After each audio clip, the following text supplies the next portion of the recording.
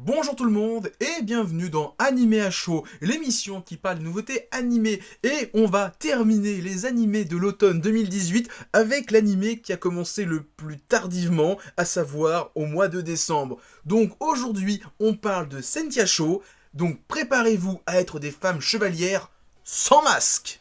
Shoko, une jeune lycéenne, est sans nouvelles de sa grande sœur Kyoko depuis que cette dernière est devenue boursière de la fondation GRAD. Elle décide de partir à sa recherche et va tenter de parler à Saori Kido lors de sa venue dans son lycée. C'est aussi le moment que choisit la déesse de la discorde Eris pour s'emparer de l'enveloppe charnelle de Shoko. Kyoko apparaît alors pour sauver sa sœur, lui révélant qu'elle fait partie d'un corps secret de guerrières dévouées à la déesse Athéna, les Sentia. Cet animé est une adaptation d'un manga qui est un énième spin-off de la licence Senseiya créée par Kurumada. Il s'agit pour moi d'un des meilleurs spin-offs qu'on a eu, bien sûr loin derrière l'excellent The Lost Canvas, qui malheureusement n'a toujours pas de suite à son animé. Bordel de merde! Et ce manga n'a absolument rien à voir avec le premier film Senseiya, qui lui aussi mettait en scène Eris, la déesse de la discorde, mais on va dire que c'est le même plot, mais c'est pas le même personnage, voilà.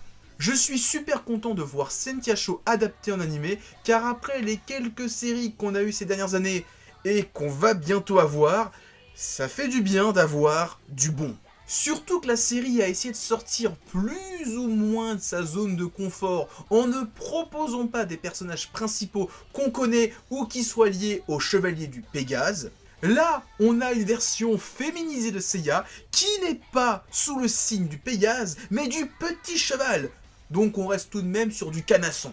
Le principe de cette série, c'est que comme toutes les autres séries spin-off de Senseiya, on va suivre un groupe de chevaliers. Mais cette fois, on ne suit pas un groupe de chevaliers masculins, mais des Sentia, donc des femmes chevalières. Et en plus, c'est censé être la garde rapprochée d'Athéna. Et je vais spoil rapidement, même si vous avez vu l'opening, vous en doutez, ça va être un groupe de 5 femmes chevalières, qui font écho au groupe mythique de Seiya, tout en essayant d'être assez différents. Shoko, c'est clairement Seiya. Mi du dauphin, c'est un mélange un petit peu chelou entre Shiryu et Shun. Shiryu pour le côté strict et Shun pour le côté bon pote. Il y a un personnage qui vient de Chine, et là ça fait écho à Shiryu, alors que son comportement n'a absolument rien à voir avec lui.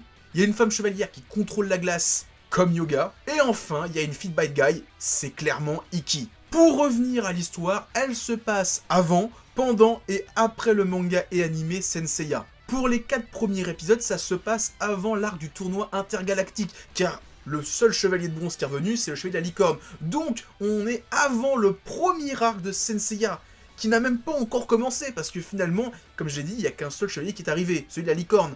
Seiya est même pas encore arrivé, donc c'est vraiment avant les débuts de Senseiya. Et les puristes de Senseiya pourraient tiquer par rapport à Athéna, qui n'est pas censée savoir qu'elle est Athéna à ce moment-là du récit. Mais il faut aussi se rappeler que Senseiya, les spin-offs et le canon, c'est compliqué. Ne parlons plus de ça, et parlons plutôt de l'adaptation. Sur les 4 épisodes que j'ai vus, on a déjà rattrapé les 3 premiers tomes du manga. Ce qui veut dire que si la série fait bien 10 épisodes comme j'ai cru le comprendre et que je le vois partout, eh bien à la fin de la saison, on sera déjà au tome 9 du manga, sur les 11 que comporte la série actuellement chez Kurokawa. Niveau animation, c'est vraiment correct, même si je suis sûr à 100% que comme pour Soul of Gold, on va avoir une version Blu-ray optimisée et aux petits oignons qui va apporter plein de détails aux armures et aux effets.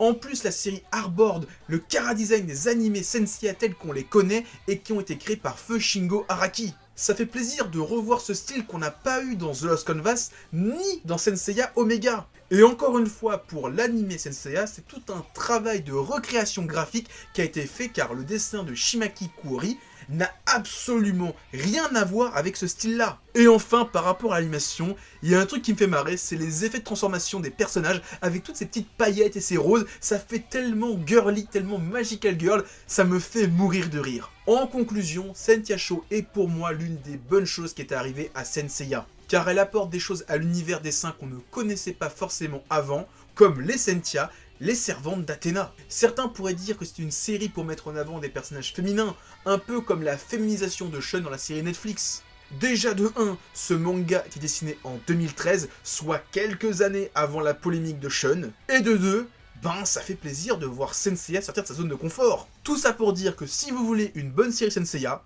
Senkiacho, c'est bien. Donc voilà, c'est tout ce que j'avais à dire. Avant de vous quitter, pensez à mettre plein de pouces bleus, partagez la vidéo et laissez des commentaires. Et surtout, en description de cette vidéo, vous trouverez des liens pour aller sur mon Facebook, mon Twitter et mon Discord. Allez, à plus tout le monde et continuez à lire des mangas.